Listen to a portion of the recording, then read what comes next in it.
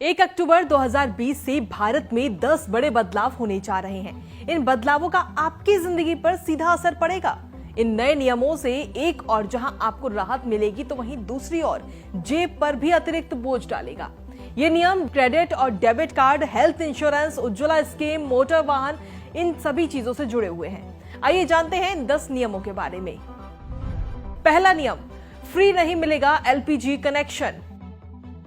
प्रधानमंत्री उज्ज्वला योजना यानी कि PMUY के तहत मुफ्त गैस कनेक्शन पाने की सुविधा 30 सितंबर 2020 से खत्म हो चुकी है।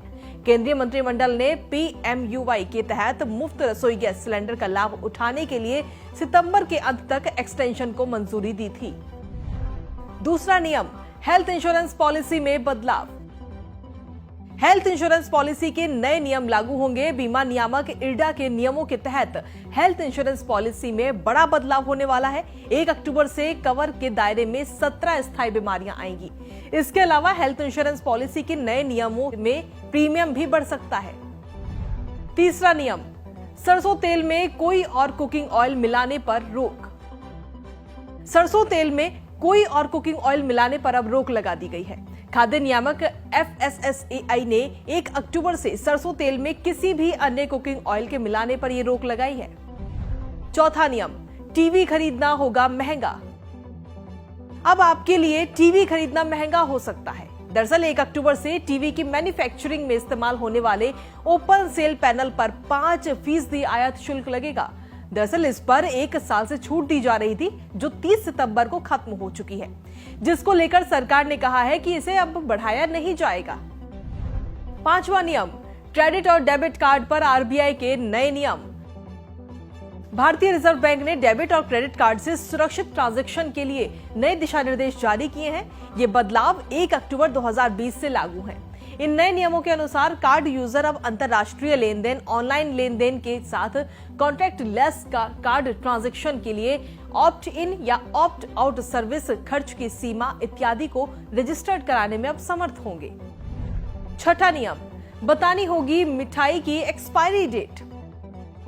मिठाई की दुकानों को अब अपनी दुकान में उपलब्ध खुली मिठाइयों की भी बेस्ट ऑफ डेट बतानी होगी।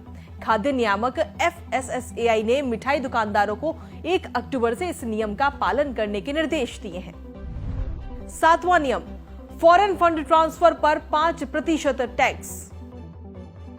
केंद्र सरकार ने विदेश पैसे भेजने पर टैक्स वसूलने से जुड़ा ये नया नियम बना दिया है। ये 1 अक्टूबर से लागू है। ऐसे में अगर आप विदेश में पढ़ रहे अपने बच्चे के पास पैसे भेजते हैं या किसी रिश्तेदार की आर्थिक मदद करते हैं तो रकम पर 5% TCS यानी कि स्रोत पर कर वसूली का अतिरिक्त भुगतान आपको करना होगा।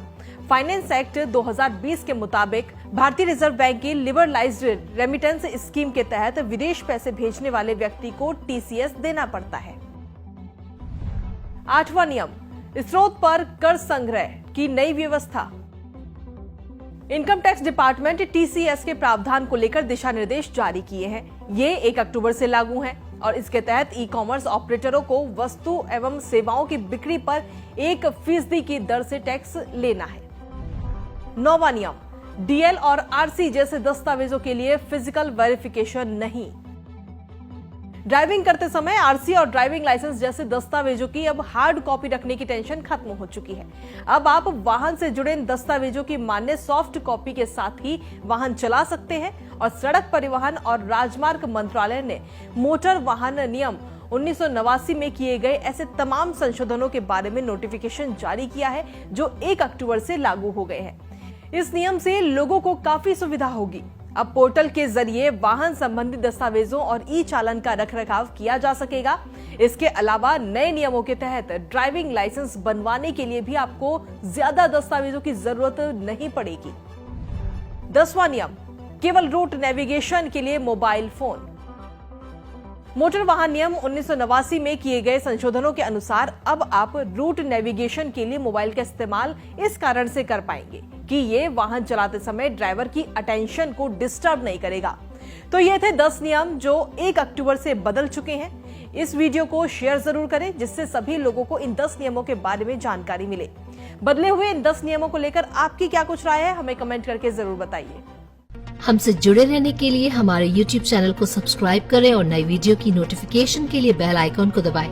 अगर आप ये वीडियो Facebook पर देख रहे हैं तो लाइक जरूर करें और ज्यादा से ज्यादा शेयर करें। धन्यवाद।